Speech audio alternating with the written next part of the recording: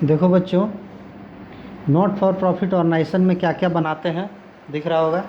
Receipt and payment account, income and expenditure account और balance sheet. Receipt and payment account जो हम लोग बनाएंगे,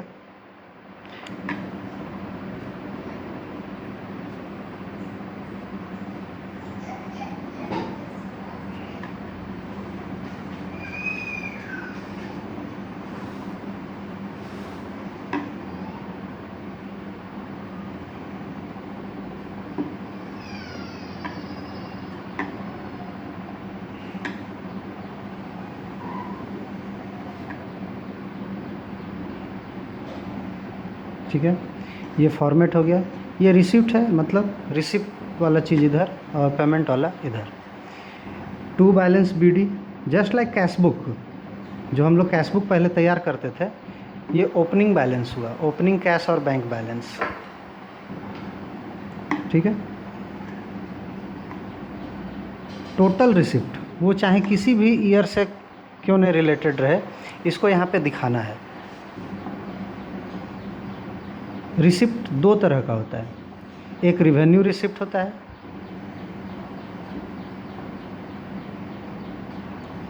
दूसरा कैपिटल रिसिप्ट होता है। रिवेन्यू रिसिप्ट को हम लोग इनकम बोलेंगे, कैपिटल रिसिप्ट को हम लोग लायबिलिटी बोलेंगे। पेमेंट भी दो टाइप का होगा, रिवेन्यू पेमेंट। रिवेन्यू रिसिप्ट का मतलब वैसा इनकम जो बार बार हो रहा है, रेकरिंग नेचर का है।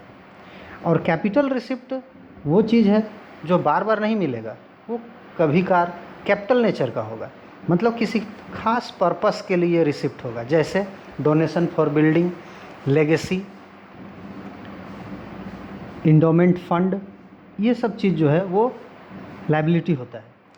डोनेशन आया है, एक डोनेशन सिंपल डोनेशन होता है, वो रिवेन्यू होता है, और एक होता है पर्पस लिखा रहेगा, डोनेशन फॉर बिल्डिंग, तो वो हो गया हमारा लायबिलिटी, क्योंकि उस पैसे से हमको लायबिलिटी तैयार, ये बिल्डिंग तैयार करना है, तो वो मेरा लायबिलिटी हुआ।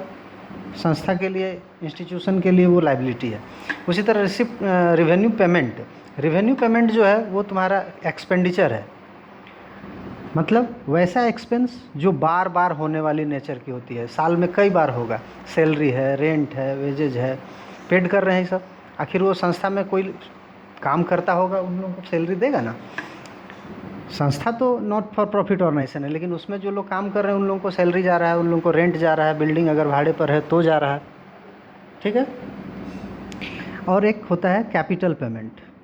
Capital payment means assets.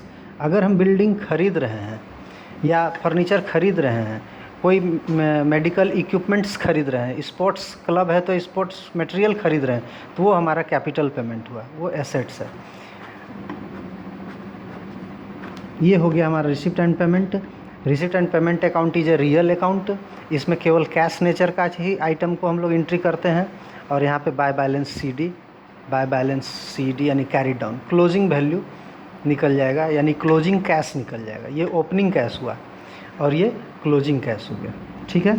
इसके बाद बनाते हैं हम लोग income and expenditure account. Income and expenditure account for the year ending, इसमें भी लिखो for the year ending,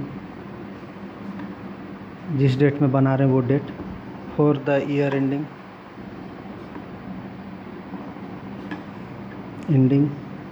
dot dot dot, closing date में ये बनता है। रिसिप्ट एंड पेमेंट अकाउंट को देखकर ये बनाना है। इनकम एंड एक्सपेंडिचर अकाउंट बनाते समय ये ध्यान रखना है कि ये just like profit and loss account की तरह बनेगा। ठीक है। इसमें इधर एक्सपेंडिचर लिखना है विथ एडजस्टमेंट, मतलब एडजस्टमेंट के साथ। इधर इनकम लिखना है।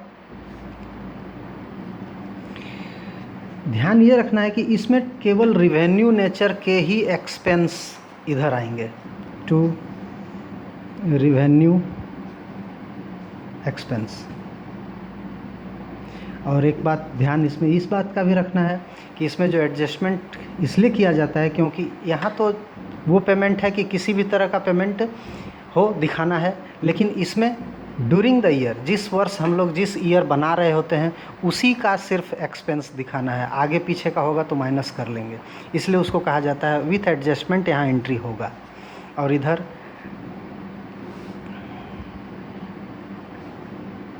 रिवेन्यू रिसिप्ट जो है वो इधर आएगा क्योंकि ये इनकम हो गया। इनकम देखो हम लोग इधर लिखते हैं रिवेन्यू इनकम, रिवेन्यू इनकम ये इसमें क्या क्या जाएगा वो बुक में या हम क्लिप भेजेंगे, उससे देख लेना। और जो इसमें इस नेचर का जो आइटम होगा वही यहाँ आएगा, खोज करके यहाँ लिखना है। रिवेन्यू रिसिप्ट का भी आइटम खोज करके यहाँ लिखना है। क्वेश्चन सॉल्व करेंगे तो ज़्यादा समझ में आएगा। जब मेरा इनकम ज़्यादा होगा और एक्सपेंस कम तो यहाँ सरप्लस निकलेगा, सरप्लस। इस सरप्लस को एक्सेस इनकम ओवर एक्सपेंडिचर भी बोलते हैं, एक्सेस इनकम ओवर एक्सपेंडिचर।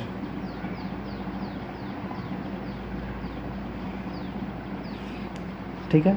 और अगर एक्सपेंस ज़्यादा हो गया और इनकम कम हो गया तो डेफिसिट।